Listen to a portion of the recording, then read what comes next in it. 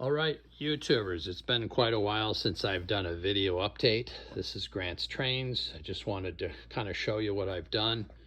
It's kind of standing back here. I broke open my 4x8 layout and expanded it and added about another, not about, but I added 4 by, I don't know, this is 6'3", 75 inches to here. And I wanted mountain scenery and more of a country setting. You can see I just kind of plopped some houses. I just kind of put the road in. It's not finished. It's all got to be sanded and touched up, but I did a lot of them, the gore, if you will, not the gore, but the valley. I can't think of the terminology I'm looking for. The cliffs all in there are done. This doesn't look right to me, but supposedly this is Woodland Scenics. It's going to look good once I put the water on it and then put the water effects on it. It should look pretty cool. I actually made this bridge about 34 years ago, and I decided to incorporate it into this layout. And these are all abutments that I bought. This is actually N scale. I couldn't find ones that would work for that short, and then I had to cut them. And then the excess that I have, I'm just going to use in other places on the train set. But under here, this is not solid smooth it. This is just foam, if you will, so I don't waste all that product. Just, in fact, it just dries that much quicker. It looks a little rough right now, but you can see I built the mountains and the infrastructure to the mountains. I wanted it really solid, so I glued and screwed these down into the frame of the layout. I weathered this to look like a steam engine has been pouring through there for decades. But if I can move all my stuff here, you'll see where the mountain will be here. And this kind of evolved into a V shape because when I put up this, it wasn't sturdy, so I put that L-shaped bracket in, and I needed more support, and I thought, well, I want something from here to here to be really firm. I just added this a couple of days ago, an access panel so I can get in there, trains derail, and that stays up there very lovely. I come around here. This is a Walther's bridge. That frickin' thing took me 3 hours to put together, and you get a better idea. Obviously it's not all done. It's just on its way, if you will. And those are the abutments. Let's put this back in there. And these are, again, I think those are Walther's, which I painted up. They're looking pretty cool.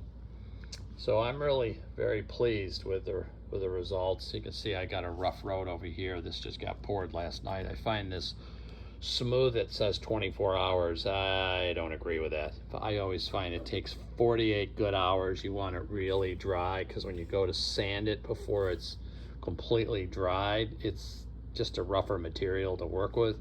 It sands really darn good. And all this kind of stuff will all get fixed when I do all the scenery stuff. So over there on the waterfalls, I'm going to come back around.